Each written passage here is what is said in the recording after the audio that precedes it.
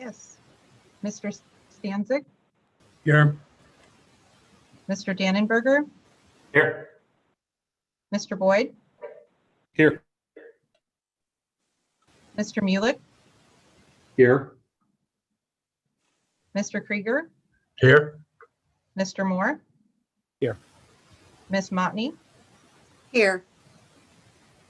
Ms. McCann, Here. and Chairperson Hayden.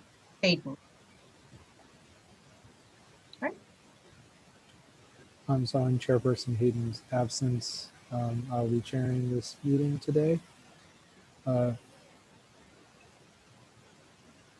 Just a moment. Make sure you're live. Oh, yeah. The YouTube is going now.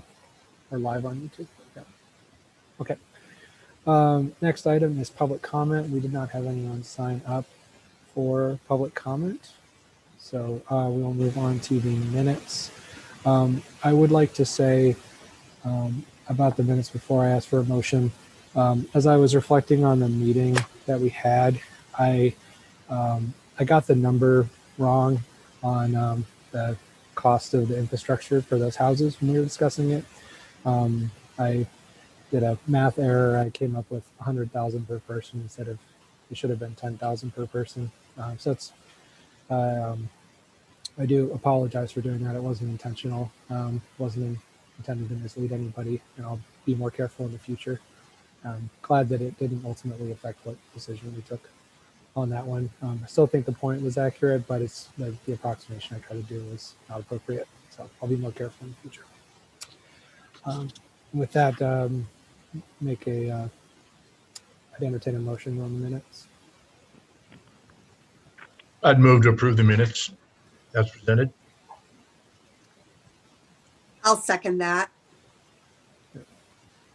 Moved by Mr. Krieger, second by Mrs. Motney. We'll take a vote. Oh, Mr. Stanzik, How's Mr. Stanzik? Mr. Stanzik? We'll need a roll call vote on this. yeah.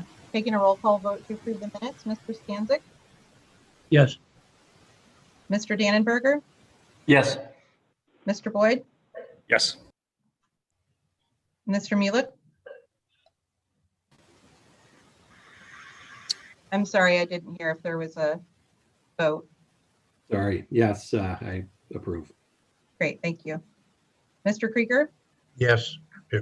Mr. Moore, Yes. Ms. Motney, Yes. and Ms. McCann. Yes.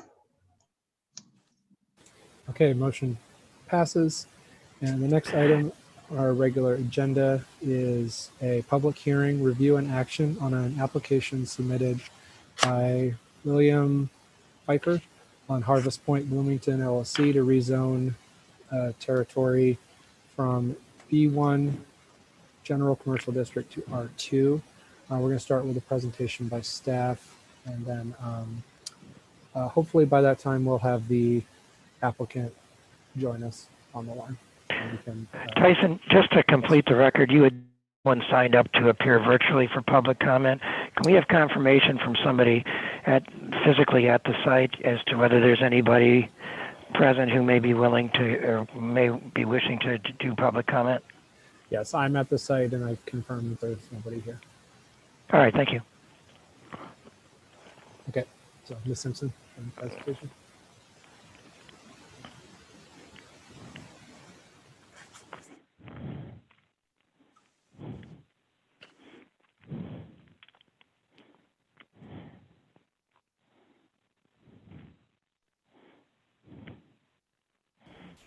Having trouble with Katie's mic. Give us just a second.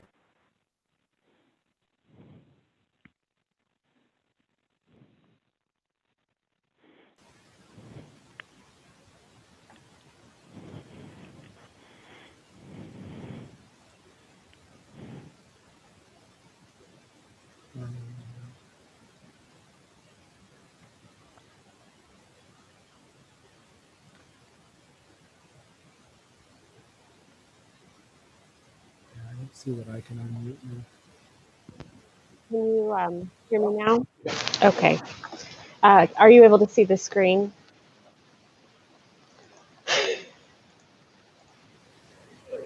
Okay, thank you. All right. Staff is recommending in favor of the petition to rezone roughly 14 acres north of Route 9 in the Harvest Point subdivision. These are some images of the subject property. It's currently undeveloped and vacant land just north of Route 9 and east of Tawanda Barnes Road. It's currently zoned B1, and the applicant is requesting to rezone the property to R2, which is our mixed residence district, which allows up to 13 units per acre. So here's an aerial of the site. The property is also just north of here is Harvest Point subdivision. South is land that is currently, a portion of it is in the city, but it's currently undeveloped. East is St. Patrick Catholic Church, and to the west is a manufacturing area that's unincorporated and in the county. And just looking at the zoning as well for the areas, for the sites. So the B1 General Commercial District is primarily auto-oriented. It's our major retail district, and it anticipates receiving a lot of shoppers who will be coming by vehicle. It's typically, we find the B1 district typically along our arterial roads or some of our collectors. It's really intended for high trafficked areas. The applicant is proposing R2, which is a mixed residence district, because they would like to develop the site with duplexes and single family homes. The R2 district, like I mentioned, allows up to 13 units per acre. Multifamily homes, so anything over 3 units would require a special use permit in this zoning district.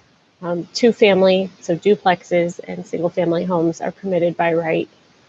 Here's just some surrounding uses for the site. As I mentioned, to the north, there are single family homes. To the south, it's currently vacant and a portion of it is in the city, and zoned B1 could be developed with commercial in the future. The area to the east, which is currently it's in the county and it's zoned manufacturing, and then the church is to the east of here. Looking at our comprehensive plan, this area is identified as an emergent area. It is annexed in the city and does have access to city resources, services, and so it's identified in our plan as a Tier 1 infill redevelopment priority. Looking at the map there. And then the future land use map shows the area as low density residential. So the proposed zoning aligns with our comprehensive plans, kind of future land use for the site. In addition to the map amendment, the developer has asked just for some general feedback, and I'll let them speak about it, but on this concept plan that was submitted. So they're pursuing the zoning map amendment, and then they would come back in the future with a preliminary plan to allow for the establishment of 24 duplexes on the west side of the property and 23 single family homes on the east side of the property. So we're not acting on the preliminary plan tonight, but this concept plan was included with their rezoning application.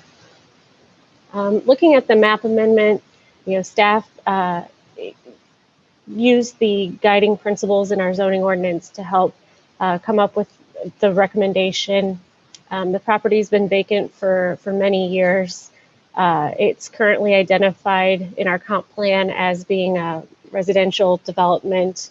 Originally the B1 zoning aligned with the 2005 comprehensive plan, which anticipated the establishment of the East Side Highway and future growth on the east side of Bloomington. Our new comprehensive plan, our current comprehensive plan, reevaluates that idea of this additional growth. And so the residential zoning, staff is supporting it because it's it's not as likely anymore, or in the near future, that growth will continue out that way, and the commercial zoning could actually encourage and facilitate that, So staff is recommending in favor of the map amendment, and I can answer any questions you might have. And the applicants are on the call as well now. Great. Does the commission have any questions for Ms. Simpson?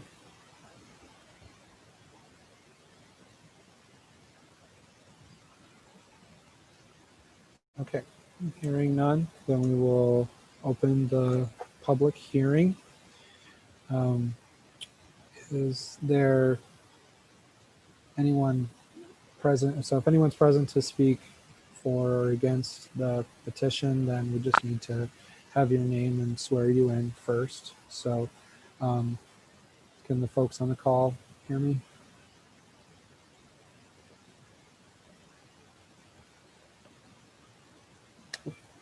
They may need to hit *6 to unmute themselves. Is there someone on the call who'd like to speak in favor of this application? Yeah, Mr. Chairman, can you hear me? Yes, I can. Okay, good. Thank you, Mr. Chairman. This is Jason Berrickman. I am the attorney for the petitioner. Okay. And before I begin, I guess I'd ask whether you need to swear me in or... I do, yes. Mr. Berrickman, do you swear that everything you were about to say would be the truth? I do. Okay. You're welcome to share thoughts that you have. Sure. Thank you again, Mr. Chairman, and to the commissioners. First of all, I'm accompanied in the room that I'm at by Neil Finland, who is with Farnsworth Group, the engineer on the project. We're also joined by telephone by Bill Pfeiffer, who is the developer. Both are available for questions if they arise from the commission. As we often do, I want to thank Katie and the city staff for the work that they've done. I always say this is the easy thing to say when we agree largely with what's in the report, which is certainly consistent here. But I know from the developer and from Farnsworth, there's been lots of discussions with Katie and the staff, and those have, as always, been very good and productive and helpful.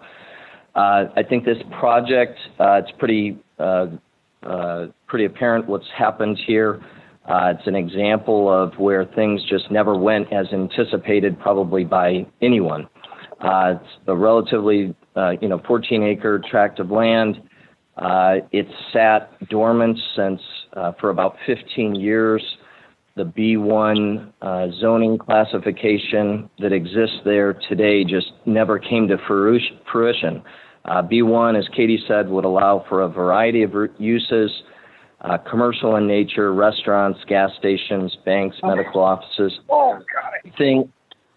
Things that simply, maybe back in the early 2000s, with all the growth that was anticipated,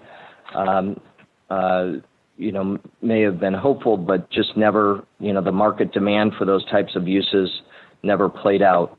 As the staff report says, the comprehensive plan that exists today recognizes that the level of growth that was previously anticipated no longer remains the same.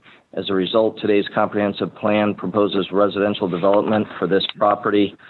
And I think the other thing just worth noting here is that this proposed change in the zoning classification, would certainly allow for a lower density of housing that would certainly have a lower impact on the subject property, again, considering what uses would be eligible under B1.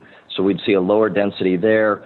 We'd also see less impact on the adjacent properties and on the city infrastructure. So for all those reasons, for the very good staff report and the details within it, we ask for this change, and glad to answer any questions that you all have. Thank you. Does anyone have any questions for Mr. Berrickman?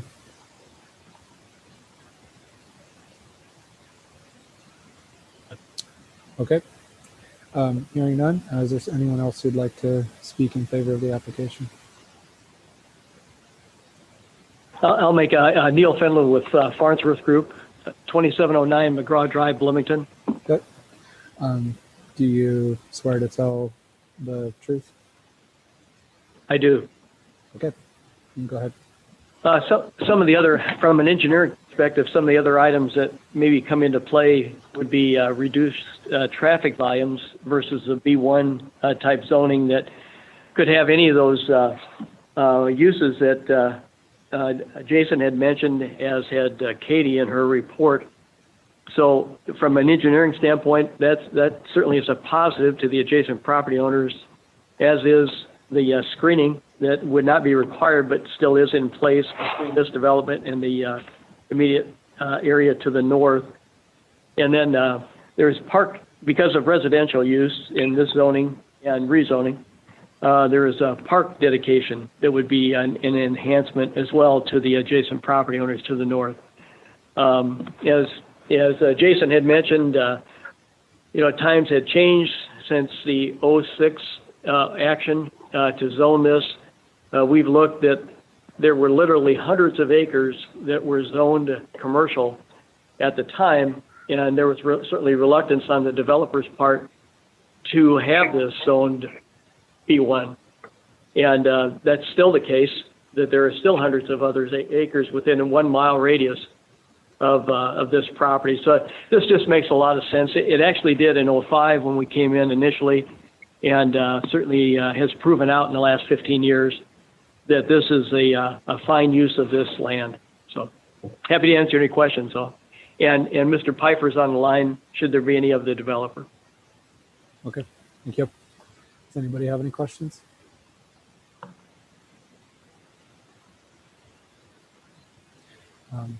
Hearing none. Just a quick question for Ms. Hahn. My audio cut out a little bit at the beginning. Did you get the information you needed on that speaker for the notes? Or are you taking? You're good? Okay. All right. Would anyone else like to speak in favor of the application at this time?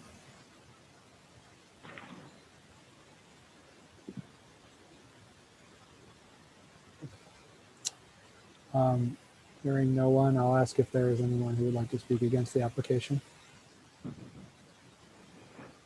Yes, this is Todd Etheridge. Okay. And Mr. Etheridge, do you swear that the statements you're about to make are the truth? Yes, I do. Okay, go ahead. I am Matthew Todd Etheridge. I am the owner of 41 Dry Stage Circle, which is just north of the proposal. I can tell you from most of the residents that I've talked to, from our perspective, we think this, quite frankly, is a misguided use, going from B1 to R2.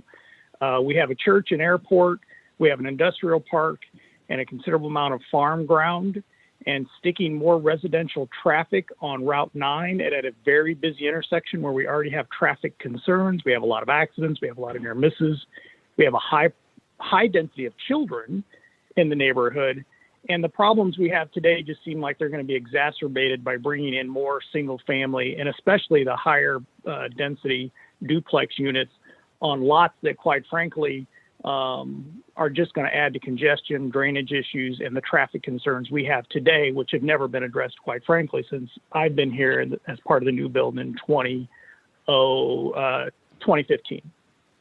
So again, from my perspective, I think the industrial park combined with the church, combined with residential, combined with a very busy intersection, with a piece of property that doesn't allow for turn lanes, doesn't allow for sidewalks, doesn't allow for any kind of controlled access, seems to be a little bit misguided. If it were north or if it were going further east, obviously it would make more sense, but putting it at that intersection, I think, causes most of the residents some significant concern.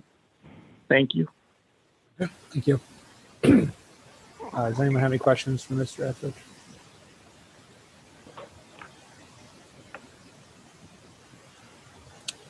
Okay. Would anyone else, is there anyone else present who would like to speak against the application? Tyson, I just would like to add that there's nobody at City Hall that to speak in favor or against. And then we did receive a second email, which is in your packet as well. Okay. Is it sufficient for it to be in the packet, or should we read it here? George is. Well, first of all, it would be good if we had at least designated it so that, or described it in such a way that people can be aware of what the record is before the commission. And my understanding is, and I'd like to make sure of this, that the developer has had access to both of those emails. Is that correct? We have, yes. Okay. Do we want to mark them maybe something like staff report exhibit A and B? And if you could designate what those are so that we could specify them, and perhaps I think them being where the commission has access to them is good enough. I don't know that we need to read them into the record, but I would suggest that we offer the developer an opportunity to address those if they wish. Okay. So we have two emails, one of which is from Mr. Etheridge, who just spoke, summarizes his concerns. So that could be Perhaps we email could designate one. that one A. Okay. Email one. And then we have email two, and asks, email two poses two questions. Will the landscaped eastern berm located at the south side of Harvest Point subdivision remain in place and undisturbed? And the second question is it possible to rezone the land from B1 to R1C so that multiple family dwellings could not be built? So for the first one, I might ask if Mr. Piper could speak to that. This is Bill Pfeiffer, 4901 Pfeiffer Lane, Champaign, Illinois. Okay. The berm will remain intact as is. Excuse me, can we have you sworn, sir? Yeah. Mr. I'm Piper, sorry. do you swear that your statements you're about to make are the truth? Yes, I do. Okay. All right. You can proceed now. Part one, the berm will remain intact as is. And then, do you have any responses to anything that was in Mr. Etheridge's email that you would want to put on the record? Yeah, I don't agree that the people out there want to leave the zoning as is and have commercial business. I think the main gist of Mr. Etheridge's email and statement was that he'd like nothing to happen on the property. And as a property owner who bought it and has a large investment in it, we'd like to go ahead and use the property. I think I've spoken to the church, the Catholic Church. I spoke to the priest, and he was in support of it.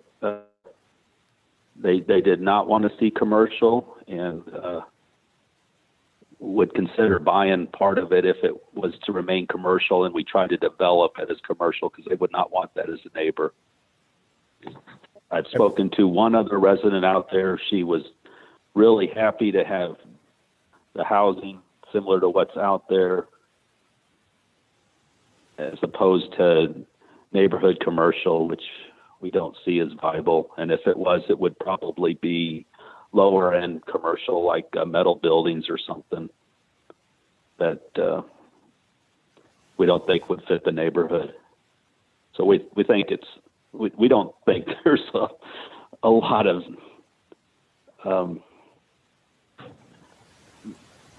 protest against it. Okay. And then I'm going to reframe the last question.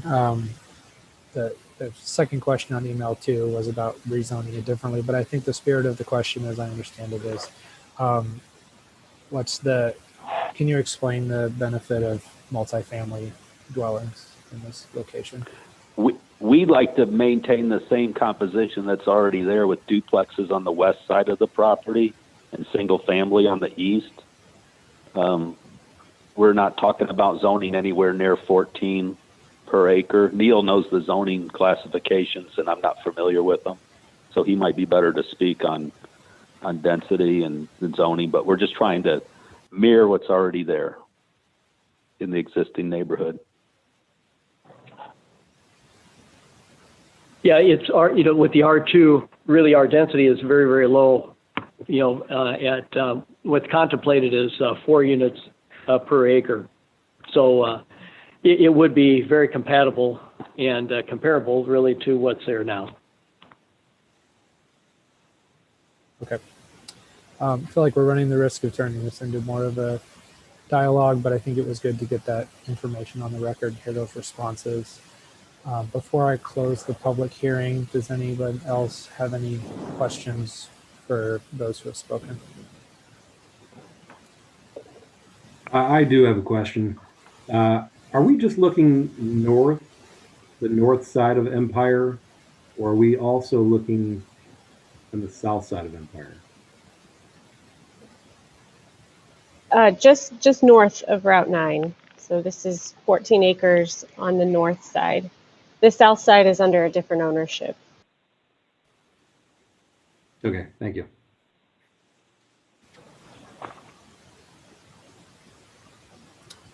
Okay, with that, I will close the public hearing and I will open up discussion and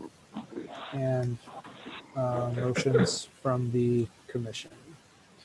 Just as a reminder, after our discussion, what we would be looking for is first a motion for finding of fact, to accept the finding of fact, and then second to recommend the approval. Those are listed in the packet for convenience. Hi, it's Sheila. I do have a question for Katie, or perhaps for you, Tyson. What assumptions do we use in terms of additional traffic in response to Mr. Etheridge's inquiry? If I look at the traffic information that is available, that's been provided to us, and I think about just an average number of in and outs at full occupancy, it would seem to add less than 5% to the current traffic pattern, and possibly less than what would have originally been anticipated with its other alternative uses. But I'm just curious if there is any standard that we use to help educate ourselves and also for the constituents to understand, to move from anecdotal to a more fact-based understanding of the impact to traffic. Sure. Yeah, that's a great question. There are standards we can use. There's manuals out there that provide estimated traffic counts based on the anticipated use. Something that we could also look at is the parking that's required for certain commercial uses. That kind of can give you an idea as to how much additional traffic might be generated. So for a house, we require 1 space. You're going to have, 1 or 2 tenants. Maybe there's 3 cars at that house, but those people will be coming and going to their home versus, like a retail center where you might have more traffic on a regular basis, and then kind of depending on the type of use, that intensity can vary. So without knowing a specific anticipated future use, it's difficult to give you a good estimate as to what the number of traffic counts generated might be. But in general, if you can use the parking regulations that we have to get an idea as well, just as to, fast food restaurants generate much more traffic than retail does, and then offices as well, which are those are all uses that are permitted in that B1 district. Does that answer your question? And we would have additional time. They would be, before development, they'd be bringing back a site plan for us to review. Is that correct, Ms. Simpson? So with that, she said yes. Her mute button stuck again. But at that time, we would have more information about the specific plans for it, and we'd be better able to try to assess that kind of traffic flow question. Tyson, I appreciate that. My point is just to respect Mr. Etheridge's point of view, and also to acknowledge that there's probably, a wash here in terms of the traffic pattern. But again, I just want to acknowledge his point of view, and just ask, in the future, for my own education as well, if we have some basic assumptions relative to these various categories that I might be able to just apply as I think about, my own perspective. So thank you. Yeah, appreciate that perspective. Mhm. Thank you. Hey, this is Mark. Yep. Is this something that if traffic is an issue there and a turning lane makes sense, is this something that we can recommend along with this? I think that's So- I think we would probably do that when we saw the site plan. But This is Justin. I think our scope here today is to determine whether it's appropriate to rezone from B1 to the R2. B1, as it stays today, you can put in a gas station, a liquor store, or car wash, and obviously causing higher traffic, to Commissioner Montney's point. So in our scope today, I think my opinion is it's certainly more appropriate, the R2 district in that area, as it is today than where it is today, which is the current B1. So yeah, does that answer? And to Tyson's point, it would come back up in a site plan review where we could determine traffic counts and in and outs at that point. Yeah, this is George, and I'd go along with Justin's analysis on that. I think it'd be too early, and we don't do conditional zoning. So the question is really whether the rezoning fits the factors that are outlined in the staff report, as is, without added conditions. It's a little premature for that. Those could be addressed further down the line as we talk about specific development. With that being said, this is Justin again. I'll go ahead and make a motion that we adopt the findings of fact as presented in the packet. motion made. Do we have a second? Second. Second by Mr. Krieger. Any discussion? Okay, let's do roll.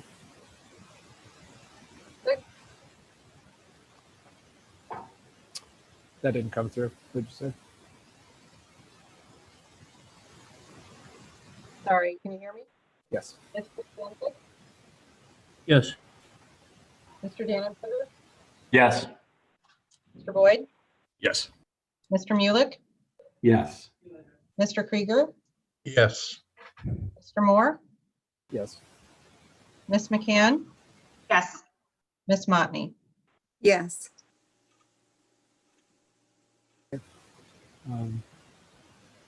Next, we could have further discussion, or I'd be looking for a motion to recommend approval.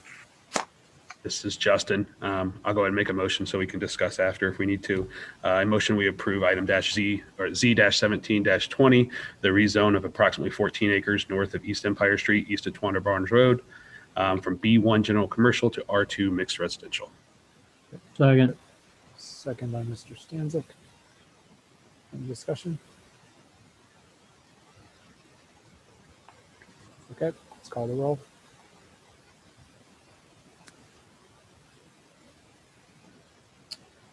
That didn't come through. Is that Mr. Stanzik? Yes. Okay. Mr. Dannenberger, Yes. Mr. Boyd, Yes. Mr. Mulek, Yes. Mr. Krieger, Yes. Mr. Moore, Yes. Miss McCann, Yes. Miss Motney. Yes. Okay, motion passes. And that moves us on to item 6, old business, of which there is none. And then item 7 is to introduce Melissa Hahn, who's the Economic and Community Development Director. Would you like to say anything? Say hello? Yes, I just wanted to introduce myself for those of you that I have not met, some familiar faces, but some new ones as well. So for those of you who are not familiar with me or have not met me previously, I have been with the City of Bloomington since 2016. Previously worked in the administration department. and was appointed the Economic Development Director in March of 2019. With Bob's retirement, the city manager saw an opportunity for us to combine the economic development and community development departments. And so that took effect as of September 1. And with that, we're really looking to help streamline and make a more efficient and effective development process for residents as well as commercial. So look forward to continuing to work with all of you, and I'm available by phone or email if anybody ever needs to get a hold of me. Well, welcome, Melissa. Thank you. Welcome. Glad to have you. We were talking before about how we have all the long meetings on this side, zoning, planning. So we'll try to keep them as brief as possible. Still have good discussion. All right. On to the last. Is there any other new business anyone wants to bring up? And if not, be looking for a motion on the last item. Move to adjourn. Motion to adjourn. Second. So I'm going to say that was Mr. Mueller who moved and Mr. Stanvick who seconded. Can we do a voice vote on that one? All in Aye. favor? Aye. Aye. All right. Thanks, everyone. Thank you. Good job, Tyson. Thanks, George. Thanks, everyone. Thanks. So,